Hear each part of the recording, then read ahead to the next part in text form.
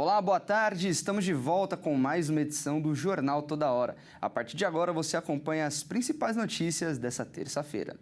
E vamos começar essa edição falando sobre o Supremo Tribunal Federal, que formou maioria e confirmou a decisão do ministro Alexandre de Moraes, que aplicou medidas restritivas a Bolsonaro.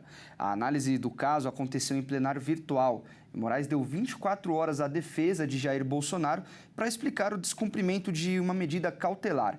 O ex-presidente fez o uso de redes sociais sob pena de ter a prisão decretada. Vamos ver.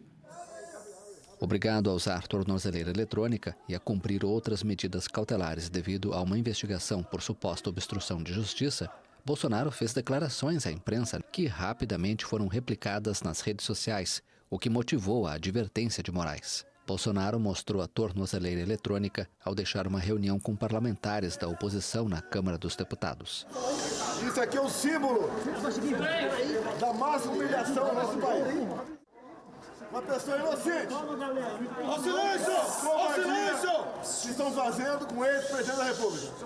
Nós vamos enfrentar a tudo e a todos. O que vale para mim é a lei de Deus. A pressão judicial sobre Bolsonaro aumentou na semana passada, apesar de o presidente dos Estados Unidos, Donald Trump, ter anunciado uma guerra comercial contra o Brasil em apoio ao seu aliado. E apesar do recesso, deputados da oposição contrariam a determinação do presidente da Câmara, Hugo Mota, e convocaram reuniões deliberativas para hoje.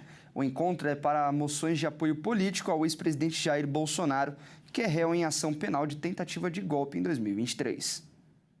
Duas comissões presididas por parlamentares do PL, partido do ex-presidente Jair Bolsonaro, convocaram reuniões deliberativas com moções de apoio político a Bolsonaro na pauta. A convocação foi feita apesar do presidente da Câmara, Hugo Mota, ter proibido a realização de reuniões de comissões na Câmara dos Deputados durante o período de recesso parlamentar. Na semana passada, Hugo Mota manteve o recesso de julho mesmo, após a oposição pedir para que as férias dos parlamentares fossem canceladas para reagir às medidas. As comissões da Câmara, o corredor dos plenários dos colegiados estão passando por reformas. O piso do corredor das comissões, no anexo 2, está sendo trocado e também serão instalados painéis de madeira no local. E um grupo de parlamentares da Comissão de Segurança Pública se reuniu e exibiu uma placa de moção de apoio em homenagem ao ex-presidente. E mesmo com restrições impostas pelo ministro Alexandre de Moraes, do Supremo Tribunal Federal, como proibição de postar nas redes sociais, uso de tornozeleira eletrônica e recolhimento noturno, Jair Bolsonaro era esperado nesses atos da oposição na Câmara.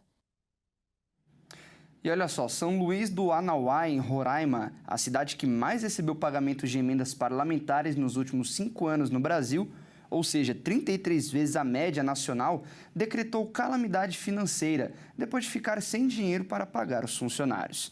A administração atual cita uma série de indícios de desvios e de desperdício dos recursos federais no município.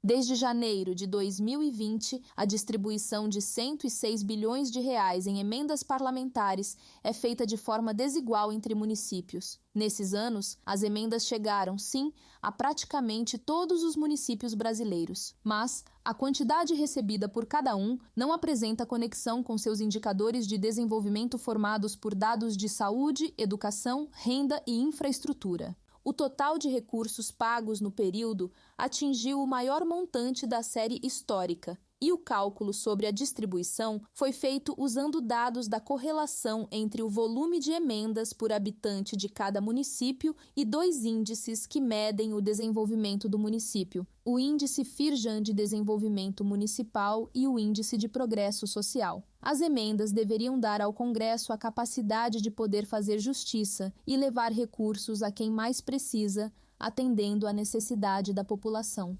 Se a divisão de recursos tivesse sido feita seguindo o indicador, 4.000 dos 5.500 de municípios brasileiros teriam recebido mais recursos. Mas a distribuição concentrou verbas num número menor de cidades.